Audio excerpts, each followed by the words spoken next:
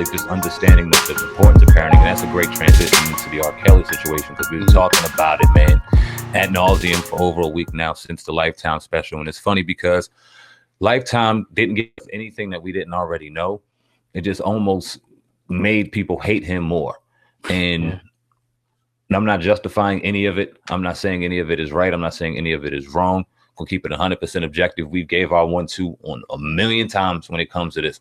But now he finds himself in the hospital. I believe you'll talk about, oh God, you got that 1-2 up for us? Or, I mean, what's the situation? They're saying that he's attacks, basically. Yeah, he's pretty much getting panic attacks, real small. You know, the report says that he's been receiving medical attention for his attacks, particularly house calls. But they said he did, experience an episode where it required him to go to the hospital. So the gist of it is, he's, who knows if it's true or not, it's just a report, you know what I mean? But they're saying that he's having different, panic attacks and whatnot. What, like you said, he should be, at this point, for all the stuff that's going on. They're talking about in several states, him even being prosecuted. In the video that we're going to put out with the attorney, you know what I mean? She was kind of talking about the feds could possibly pick it up. You know what I mean? It could really go somewhere, you know what I mean? So she was saying that was the only place it was really going to get some real serious attention. Right. And they have a lot of evidence pointing toward that, and it was like a real great, powerful interview. We're not going to give away too much of it. Yeah. But it does seem as though Lifetime did their job in getting some real attention toward this situation. And R. Kelly may be in a little more of trouble than meets the eye, and things are apparent. Mm-hmm. And we've seen him on his birthday when he was out in Chicago, and he seemed unbothered, singing to the crowd, the majority of them being women enjoying themselves. We heard later on that there was a fake warrant coming out. However, that goes down. I don't know how you create a fake warrant, but that was created. Cops come press him. They have a little bit of a situation. There's so much going on. His daughter speaks out against him. I mean, could you imagine all the walls closing in? But imagining it as in the eyes of a pedophile, and on the other side, the victims. And that's one thing, if we learned anything out of this situation, is to pay attention to each and every side. Not that we never have, but even in talking about it and giving narrative toward it, you got to pay attention to all sides, because one thing that Ms. Shabazz brought to our attention are the victims, and Black women, and young Black women in particular, that are being forgotten about. Herself being a strong Black woman, giving the narrative and perspective from a Black woman in how neglected they feel. And it was a great build to even get into that argument. So just shout out to that whole dialect. But that being said, anxiety, do you believe it? Do you think it's true? Or do you think this is a pity party? Because we just got to talk and call it a spade from all angles. Is this a play from R. Kelly to try to gain a little bit of public sympathy, in your opinion, for right now? I think so. Damn. I think that he's nervous. I think that he's definitely, he may be scared, but again, like I said, the interview kind of gave me the interview that we just got finished conducting gave me a whole different light on the situation, and really just seeing it from a woman's perspective. So we can't really, see it from the perspective of men, obviously, but just listening. And a lot of women are hurt by this, and in particular Black women, because they feel like, it's an issue where they were victimized and nobody wants to do anything about it. This is, I think Common brought that up. A few different people kind of, I think even Willie D, if I'm not mistaken, I could be wrong on that, but a few people did bring that, that argument up, about people just kind of sweeping this under the rug. And it's like, oh, they must have wanted it. They must have wanted to do it and all this type of stuff. Bottom line is that dude, was a predator. You know what I mean? Hanging out at college. I mean, not college, but high schools and different things, allegedly, what people said from Chicago, but again, people knew about it and they just didn't react to do anything at that time. So it's sad. It's a sad situation any way you look at it. Right. I mean, but to those who, the naysayers and the supporters of R. Kelly, will say, you see a video with him singing and there's nothing but Black women around him. So we would love for anybody in the chat room, especially women, to kind of just give perspective, because I also see a lot of people saying, well, it doesn't matter. His music isn't going nowhere. They're going to play it anyway. His music isn't going to die. Now, we see millions of people saying mute R. Kelly. We see millions of people saying we're going to be an outstanding supporter of R. Kelly. Spotify numbers going up. People sick about that. It's all to talk about R. Kelly making him more popular. To a certain extent. But my thing is, when you start to see that, like, people are starting to prosecute you, you know what I mean? I think it's, are trying to. I don't think that, it's anything that could be planned. Like, that's, unless the stories are not real, that's where you don't want the thing to go. Like, is he becoming more popular? Absolutely. You know what I mean? People buying his music?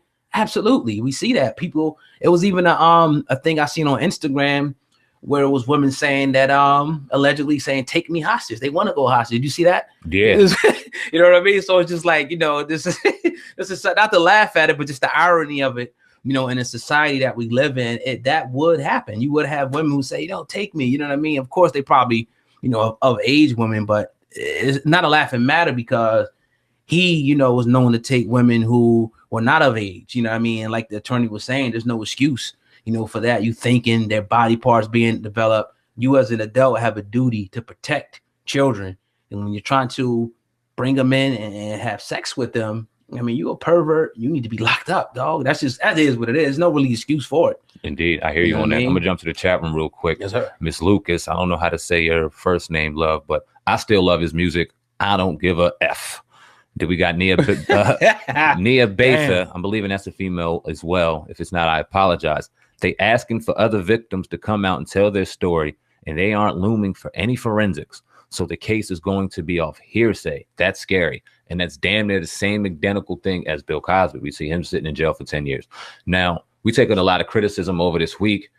Bill Cosby, Charlemagne, the list goes on and on. In particular, to a certain demographic in the comment section that asks us, why don't we talk about the Harvey Weinsteins? Why don't we talk about the Kevin Spaceys? Why don't we talk about the white actors? And we had a number of discussions involving that situation. I dropped a number of videos on Viral Hip Hop News today in particular, and yesterday in our conversation about Harvey Weinstein, and then in Kevin Spacey. Kevin Spacey's brother, and I know this is off topic, I'm just going to throw this out here for the people in the comment section as well, trying to elaborate on.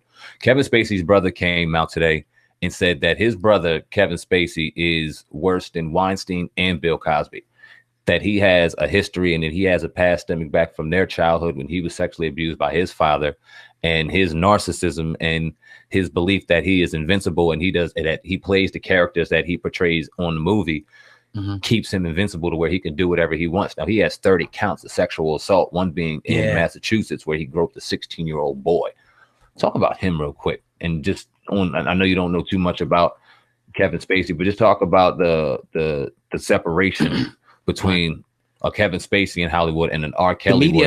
Go ahead. The media didn't really it was kind of swept under the rug, to say the least. It wasn't like on your major, you know, your platform. If it was, it just wasn't, you know, for whatever reason, it didn't garner the same attention as R. Kelly. It just didn't. It was out there, but it was kind of tucked just away in an article on the side. You know what I mean? And it means a lot when it comes out on your top hip hop platforms and your TMZs, and it trickle down to all of them. And then the YouTube videos start coming out and Instagram posts and all that. But you know, Kevin Spacey's a monster. I mean, disgusting dude. You know what I mean? From reading, you know, some of the things that came out, you know, against him, pedophilia is crazy. You know what I mean?